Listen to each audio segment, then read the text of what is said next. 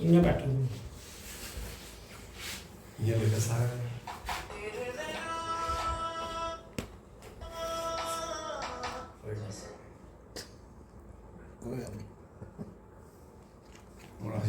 सियाने भी किधर बच्चियां ना कर यार सारी लाइव ही था हाँ मेरा लाइव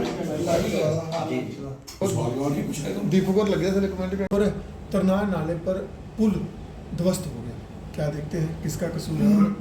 पुल में तो सीधा सीधा कसूर कंस्ट्रक्शन कंपनी का है जो भी वहाँ काम कर रही है। आप जानते हैं कि जब किसी को क्रशर वाले को मटेरियल उठाना होता है तो उसको 500 मीटर ब्रिज को छोड़ना पड़ता है। आप मुझे बताओ वो पागल हैं जिन्होंने ये कायदा और कानून बनाया है? और ये इतने बड़े समझदार हो गए, ये वही हो गए जो है ना उस देखने गए थे टाइटैनिक सबमरीन वाले, जी बिल्कुल। जो उसे बेवकूफ़ ने लेके चला गया उन लोगों को समुद्र के नीचे जी और 1.5 करोड़ रुपए की टिकट लेके चला गया और पता नहीं सारा साइंटिफिक था ही नहीं और इतना ध्वस्त हो गया, बेड़ा गर्क हो गया। ये सेम लोग हैं, ये बेसिकली वो लोग बैठे हुए हैं जिन लोगों को कंस्ट्रक्शन का जरा सा भी ज्ञान नहीं है। सबसे पहले जब कंस्ट्रक्शन करते हैं, जब कंस्ट्रक्शन की खुदाई करते हैं तो जिस जगह ब्रिज खड़ा करना होता है तो वो देखते हैं कि ब्रिज हमने कितना बनाना है, कितने साइज़ का बनाना, कितना गहरा लेना और उसकी डेप्थ क्या होगा, लोड बेयरिंग जो है ज़मीन की वो बेयरिंग कितनी है, स्ट्रेंथ क्या है, उस तरीके से उसका प्लान होता है। आप सोचो ये एक सिरे से लगे हुए, एक सिरे से लखनपुर से लेके आप देखोगे तो आपको ये अफसोस लगेगा कि इन्होंने सड़क को उखाड़ते हुए, ब्रिज को तोड़ते हुए, ब्रिजेस के पास बड़े बड़े खड्डे डालते हुए इस स्पीड में जा रहे हैं। और सड़क का निर्माण की बात करें या ब्रिज की बात करें, किसी कलवर्ट की बात करें, किसी नाली की बात करें जो साइडों में बनी है, आप लोग गेट बोर्ड में देख लो नाली बन रही है, देखिए आपने नहीं, वो मिट्टी में उन्होंने डाल दिया, वो सीमेंट डाल दी। और क्योंकि मैं रोज गुजरता हूँ मुझे पता है ये इनका सबसे ज़्यादा सब स्टैंडर्ड काम NH का पहली बार देखा मैंने, कभी ऐसा नहीं होता, इतना घपला हो चुका है कि आप पूछने वाला कोई नहीं है। अब आप मैं बता रहा था कि जब आप कंस्ट्रक्शन के लेके जाते हो तो आपको कोई कानून, कोई कायदा, कोई लॉ, कोई सिस्टम, कोई कुछ भी नहीं, आपकी मर्जी करती है। कोई एक जगह लगा देते हो ब्लॉक, आपकी मर्जी करती है दूसरी जगह ब्लॉक कर देते हो। लोगों का जीना हराम करके छोड़ा हुआ है। और आज तो इनकी जो बात मैं सोच रहा था वो क्लियर हो गई। मैंने 4 दिन पहले इनका एक बड़ा ऑफिसर आया था, मैंने कहा भाई आपका काम बहुत गंदा हो रहा है। वो एक culvert old Kathua Samba road पे जो हमारा भी वहाँ स्कूल है, वहाँ एक ब्रिक जो कलवर्ट बनी थी, राउंड बोर्ड हमने बनाया हुआ है, उस राउंड बोर्ड में नाली पे ही वो डाल रहे थे। मैंने कहा यहाँ हजारों गाड़ियाँ जा रही हैं पंजाब तक, फतेहपुर तक, परमानंद तक, ये हमारा 8th नेशनल हाईवे है, वो नीचे वाला जो मरीन से गुजरता है, उसके साथ अप्रोच है। तो आप सब स्टैंडर्ड काम क्यों कर रहे हो? मैंने बंद कराया, फिर उन्होंने थोड़ा बहुत ऐसे उसे करके तो एक आधा हिस्सा बनाया, अभी आधा बनेगा। ये ब्रिज, ये क्या, अगर ये बारिश बंद ना हो तो आप तमाशा देख लोगे। ये सड़क ऐसी हो जाएगी जैसे 47 से पहले जम्मू कश्मीर के लोगों ने गाड़ी देखी हुई थी खड्डों में जाती हुई, तो फिर आगे से उसको लगा के फिर चलाते थे।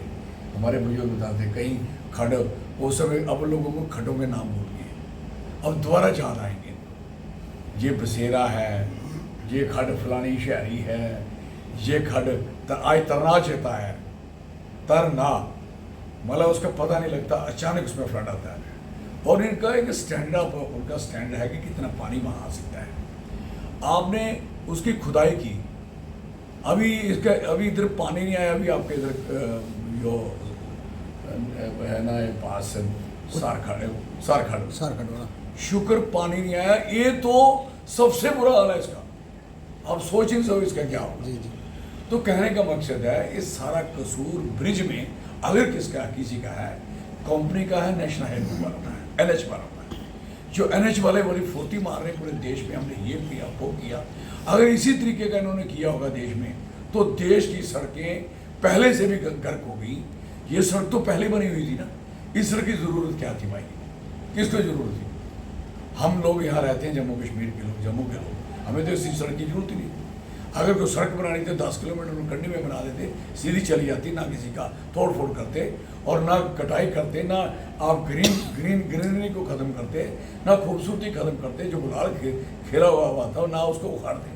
तो कहने का मकसद है कि इन्होंने टोटली अनसाइंटिफिक और इंजीनियरिंग के बगैर काम किया।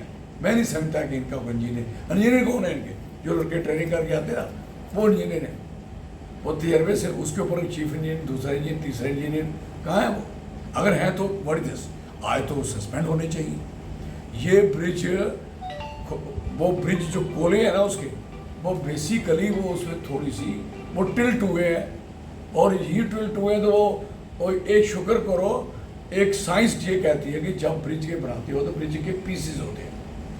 इवन के बड़ी बिल्डिंग बनानी हो तो उसके भी बीच में गैप रखा जाता है, उसमें भी फोम भरा जाता है, इसलिए ताकि कल को वो बड़े सुकड़े या टूटे तो एक पार्ट टूटता है, राइट?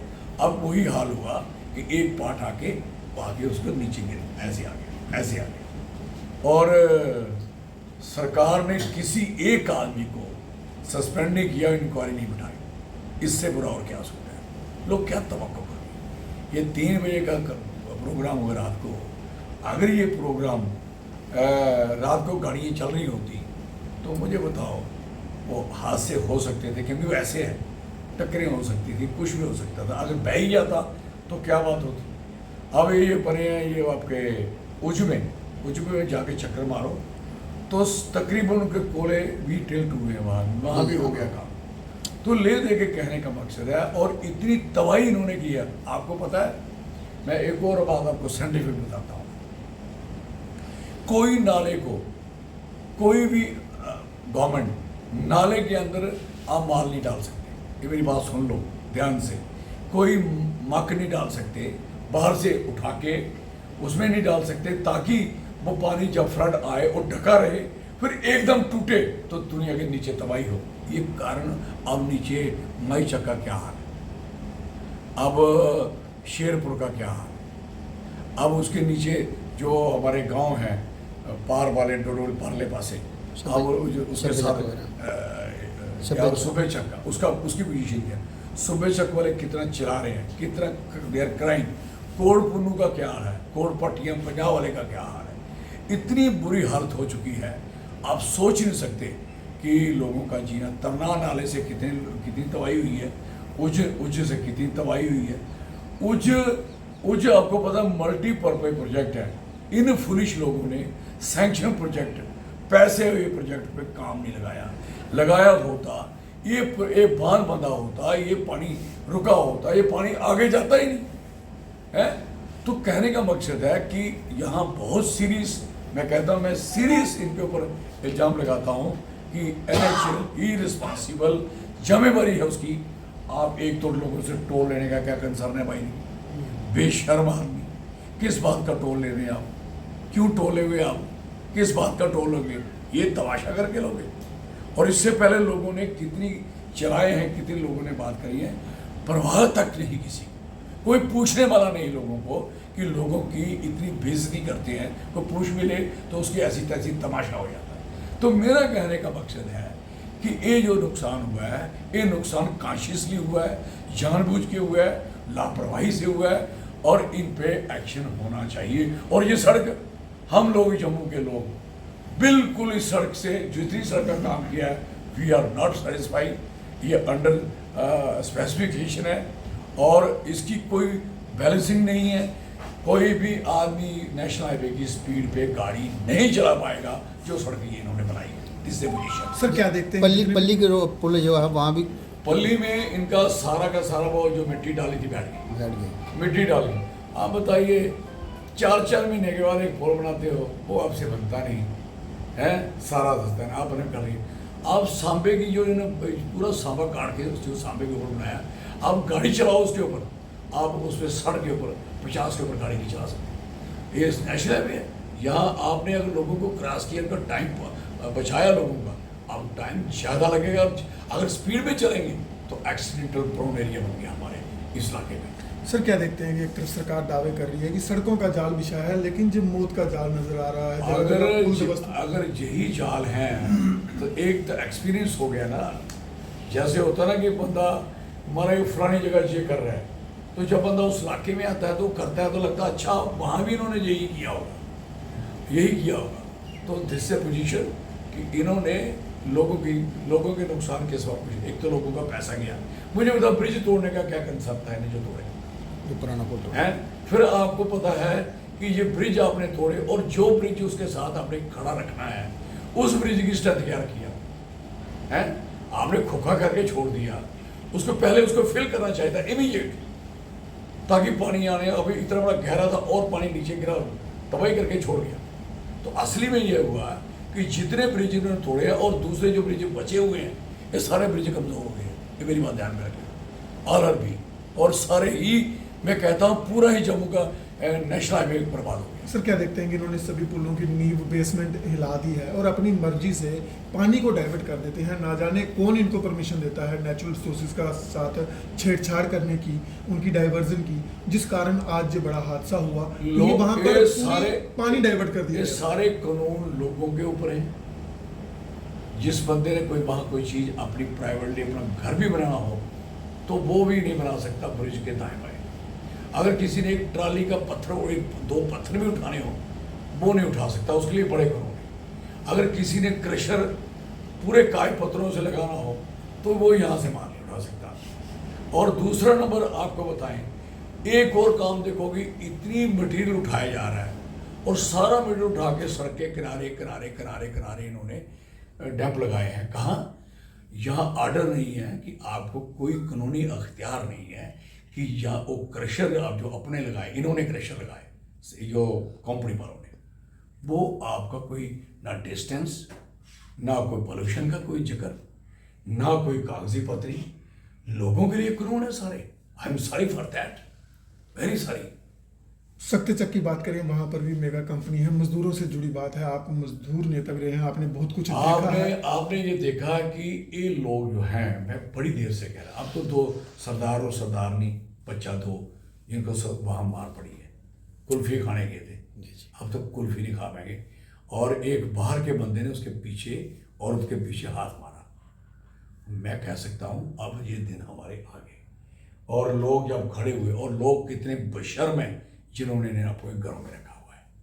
और लोग फिर एक सारे, और सरदार को इतना मारा था, उसकी सारी पगड़ी खोल खोल के उसकी ऐसी हालत की थी। ये पोजीशन बनने जा रही है हमारे इलाके की। क्राइम, कंस्ट्रक्शन, कंपनी है, किसी की परवाह नहीं कर रही। कोई भी कंपनी लोगों के बच्चे को रखने को राजी नहीं, लोकल को रखने को राजी। सर वही सवाल, क्योंकि लोकल को इसलिए नहीं रखने के लिए राजी कि उनकी जो चोरी चकारी है वो देख लेंगे कि हमारा नुकसान कर रहे हैं ये लोग। अब इन्होंने सारे ऑफिसर और सारे जो बड़े बड़े आदमी, एक भी आदमी जम्मू का नहीं लगाया। रोजगार की बात करते हैं, किसको रोजगार देने, कह रहे हैं हम इतना रोजगार मिल रहा है, अब बाहर से फौज लेके आ जाओगे, सारा कारोबार उनको दे दोगे। हमारे लोग टिप्पर, डंपर, शावल, पोकलेन, ड्रैगलेन, सारा कुछ चलाने वाले हैं और इतना बढ़िया प्लान कर रहे हैं। वो कोई भी बंदे आप देखोगे, मोर देन 95% लोग इन्होंने अपने बाहर के रखे और 5% लोग जोर जर्बी से, कोई मैंने कहा, को किसी ने कहा जोर जर्बी से, अदरवाइज आपको, अदरवाइज हम होता क्या है कि आप हमारे लोग 90% हमारे लोग रखने होते हैं, 90%।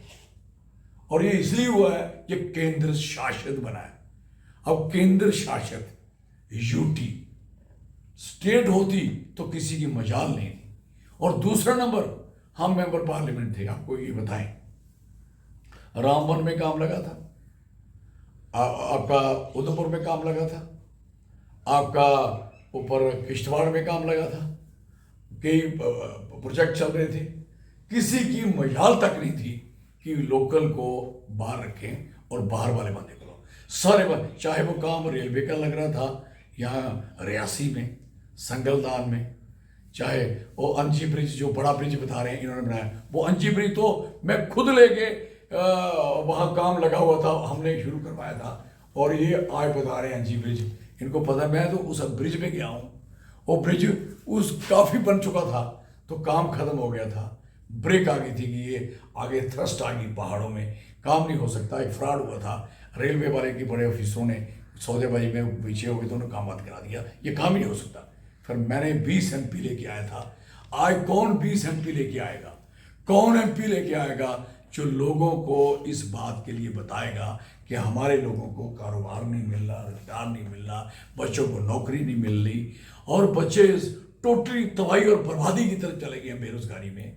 चाहे आप देखोगे चिट्टे में, नशे में, ठेकों में, शराब में, इस समय पोजीशन ये हो गई है। हमारे जो बहादुर इलाके थे, जो प्योरली डोगरा फाइटर लोग थे, ये कंडी वाले, सारा इलाका इन्होंने तबाह करके छोड़ दिया। सर मजदूरों की बात कर रहा था, कल भी प्रदर्शन हुआ है, वो कह रहे हैं कि मेगा कंपनी है जो जहां पूरा कंस्ट्रक्शन का काम है सकते चक में, टाइम पे पगार नहीं मिलती, PF नहीं कटता और मनमानी काम करवाया जा रहा है, और जहां तक कि 2-2, 4-4 महीने से तनख्वाहें नहीं दी जा रही हैं। असली में हमारे लोग भी जो हैं, इनको कोई नौकर कर ले, तनख्वाह उनको ना भी दे, नौकरी मिल गई।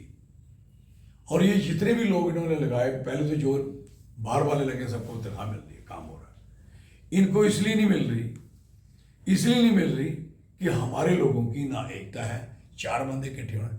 भाई आप सबसे इंपॉर्टेंट है, आप काम कैसे कर सकते हो बगैर जिस इलाके में काम लगा उस इलाके के लोगों को कारोबार देने के बजाय आप कैसे काम कर सकते हो भाई साहब। और हमारे लोग ड्राइवर भी नहीं हो सकते, जो इतने बड़े प्रोजेक्टों में काम करके आए, नहीं रखे लड़के। आपके उड़ी में काम करके आए बच्चे, नहीं रखे। आपके किश्तवाड़ के बड़े बड़े प्रोजेक्टों में काम करके आए, नहीं रखे। नॉर्थ ईस्ट में काम करके लड़के आए, खजरों के आए, वो घरों में पहुंचे, जब हमारे घर काम लगा है तो हो चलो हमारे 4 पैसे जो किराए भाड़े और जो हमारा खर्चा बाहर होता है बचेगा, नहीं लगाया उनको। This is position. ये एक कंपनी, सारी कंपनियों का, चाहे छोटे छोटे लोग हैं यहाँ, और ये देखिए कितने तरीके से काम हुए हैं, और सारा इनका मटेरियल आप इंक्वायरी करो, यो कैसे बिक रहा है इधर पंजाब में। वो कौन सा जो पुल तोड़े हुए हैं और ट्रक भरे हुए हैं, पूरे भरे हुए हैं, माल बिक रहा है इनका। जो जितना सरिया यहाँ से निकाला, उस सरिये का क्या, उस मटेरियल का, वो जो उन्होंने वहाँ से निकाला है, वो मटेरियल के पैसे किसको जाएंगे, कौन लेगा। फिर आपने एक चीज़ तोड़ी, फिर वही सेम बनाई। व्हाट दिस, आपने 4000 ट्रक मिट्टी का उठाया बड़ी ब्राह्मणा में, और फिर आपने वहाँ बड़े बड़े ब्रिज बना के, पहले भी यही ऊपरी था, कौन नीचे था? वो पहले भी बड़ी ब्राह्मणा नीचे था, आई बड़ी ब्राह्मणा आपने ऊपर थोड़ी कर दिया, आई भी बड़ी ब्राह्मणा आपने, और फिर कितने दिन लगे उनको तोड़ने के लिए, और वो सारा मटेरियल कहाँ बिका है। और फिर वो तोड़ाई के पैसे, मिट्टी के पैसे, फिर मिट्टी बाहर थोड़ी फेंकी, फिर वो मिट्टी सड़क पे फेंकी। आज सड़क पे होता है, कानूनी होता है स्पेसिफिकेशन में कि कौन सी मिट्टी पड़ेगी, लिखा जाता है RBM पड़ेगा, कितना पड़ेगा, कितनी परसेंटेज पड़ेगी, आशा इसमें कितनी बजरी पड़ेगी, कितना स्टोन पड़ेंगे, कितनी परसेंटेज, या कुछ नहीं, सब टोटली लॉस। सर मिट्टी की बात करें, आज भी हटली मोड़ से ऊपर के क्षेत्र में बड़ी सारी मिट्टी उठाई जा रही है। डंपर के चलने के कारण मेहताबपुर डोलखंड जो हटली वाली सड़क है, खस्ता है, लोग परेशान हैं, लेकिन सुनता कोई नहीं। और कंपनी के 30-35 डंपर रोजाना धड़ल्ले से वहां पर चल रहे हैं, कोई पूछने वाला नहीं। आपको गलती लगी है, वो कम से कम 100-150 डंपर है जो चल रहा है वहाँ, और इतनी मुश्किल से अभी वो सड़क देखिए, इनको पता नहीं, एक होते हैं लिंक रोड, एक होते हैं नेशनल हाईवेज, इनमें 3-4 किस्म के रोड होते हैं, और इनको एक देखा जाता है कि कौन से रोड पे कितनी थिकनेस होगी प्रीमिक्स की, लुक की, कहाँ आपको सीमेंट डालना है, कितना डालना है, और बारी द स्टैंडर्ड होगा, काम का लेवल क्या होगा, वो सारा तय होता है। जब वो सारी चीज़ें तय होती हैं, तो ये सारी चीज़ें तय होने के बजाय इन्होंने क्या किया है, अपनी मर्जी से ही, मैं कहता हूँ ये ऐसे होता है ना, देर नगरी चौपटा राजा, टगे सरबाजी, टगे सर, चलो लगाओ, तबाही कर दो। अब ये लिंक रोड हमारे सारे के सारे खत्म हो गए, हमें नेशनल हाईवे बना के देने, वो भी शक्ल देखो नेशनल हाईवे की, ये बना के देने उन्हें, और जितने आपका जो सड़क जा रही पल्ली वाली नीचे, आप देखो उसकी भी हालत खराब करना शुरू हो गई है उसकी। सर ये पुल टूटने के कारण अमरनाथ यात्री है काफ़ी परेशान होंगे आने जाने के लिए। कम से कम इस पुल को तैयार करने के लिए 2-3 महीने लगेंगे अब। अमरनाथ यात्री तो वो तो डे फर्स्ट से परेशान है। जिस दिन से वो निकलेंगे घर से उनको क्या पता है लखनपुर में क्या हाल हो रहा है। उनको लगा कि जो लखनपुर में हमसे टोल एक लिया जाता था वो बंद होगा।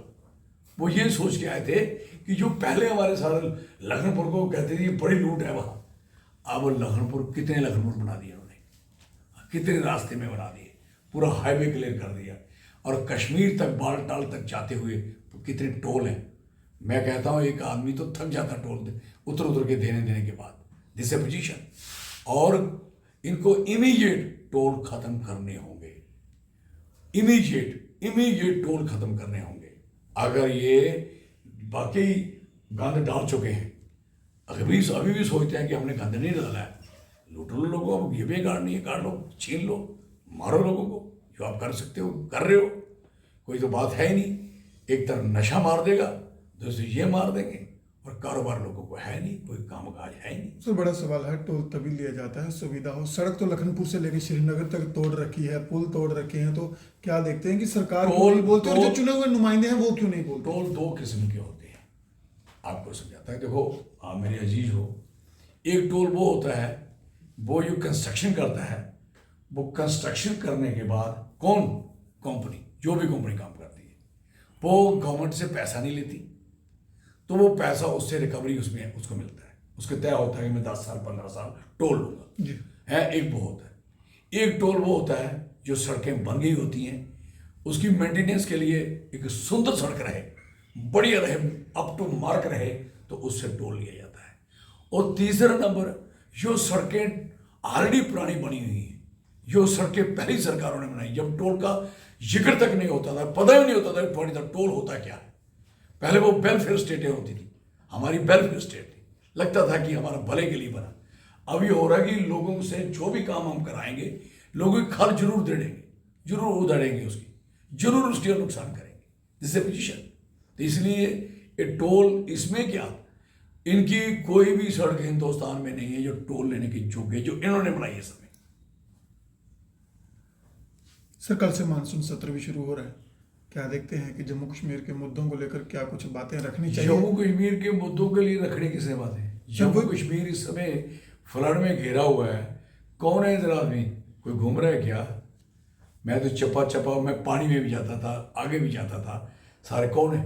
सर वही सवाल सत्र ही करेंगे कि चुने हुए नुमाइंदे नजर नहीं आ रहे, इतनी बड़ी फ्लड ट्रेजेडी हुई, कोई ट्वीट तक नहीं आ रहा। सिर्फ एक नुमाइंदा नहीं है, वो एमएलए, बाकी ये चीज कितने नुमाइंदे हैं? सरपंच, पंच, बीडीसी, डीडीसी, फीडीसी, मीडीसी, दुनिया का गंद सारा घटा गया, और ऊपर आ गया लोकसभा।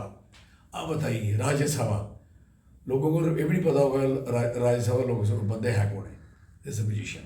तो कहने का मकसद है ये लोग नॉन सीरियस लोग हैं, नॉन पोलिटिकल लोग हैं, गैर सियासी लोग हैं, सियासत से इनका कोई तल्क वास्ता नहीं है, लोगों से भी इनका तल्क वास्ता नहीं है। जो लोगों की सोच इस ढंग की है ही नहीं, जिन्होंने ऐसा कार्य किया नहीं, आप उस आदमी को पकड़ा दोगे, हमारे ये लो आप कारोबार चलाइए, तो कोई चाबी भी, माँ बाप भी अपने बेटे को चाबी देने से पहले उसकी काबिलियत देखते हैं। तो सरकार पूरे देश को चलाना, फिर काबिलियत नहीं देखनी, फिर एक ही कहना कि वोट डालेंगे, मुझे डालेंगे, आप डाल दो, मुझे डालेंगे। ऑनरेबल प्राइम मिनिस्टर साहब कहते हैं मुझे डालेंगे, अब चिंता बात करो। अब ऑनरेबल प्राइम मिनिस्टर साहब को ये मेरी रिक्वेस्ट है कि आप वोट तो आपको डाल गए, अब आप एक दिन चक्कर तो मार लो। आप भी आते हो तो पहले आपका बहुत बड़ा इंतजाम करना पड़ता है पल्ली में, है, फिर बड़ी बड़ी जगहों पे आपको कुछ इंतजाम करना है, करोड़ों रुपये खर्चा के चले जाते हो, और पल्ली वालों का सत्यानाश करके रो रहे हैं आए तक। तो कहने का मकसद है वोट आपको पड़े, और आपने हमारी स्टेट तोड़ी, आपने अपने वाला 371 कायम रखा, हमारा 370 तोड़ा, ये काम किया आपने। वोट डालो, उधर पहुंचे। अब लोगों को भी ये समझ आ रही है कि वोट उसी को डालें जिसको उसे सामने दिखे, हैं। लोगों ने कहा था कि ओए आपको नहीं वोट डालेंगे हम, तो ये वोट नहीं डालें, हमने वोट उसको डाल रहे हैं, तू इस काबिल नहीं है। अब उसने भी कई जगह लोगों को जवाब दिया कि आपने मुझे वोट नहीं डाले, ये कई जगह में सुनना पड़ा। तो कहने का मकसद है ये सारी चीज़ें सियासी हैं, और जब सियासत अच्छी सियासत होगी तो लोगों का भला भी अच्छा होगा। जब पॉलिटिक्स में खराबियां होंगी, जब ड्राइवर होगा ही नहीं तो हैंडल पकड़ा दोगे तो एक्सीडेंट ही एक्सीडेंट हो गए, नुकसान ही नुकसान होगी, डेड बॉडीज ही मिलेंगी और कुछ नहीं मिलेगा। Thank you sir. धन्यवाद। जय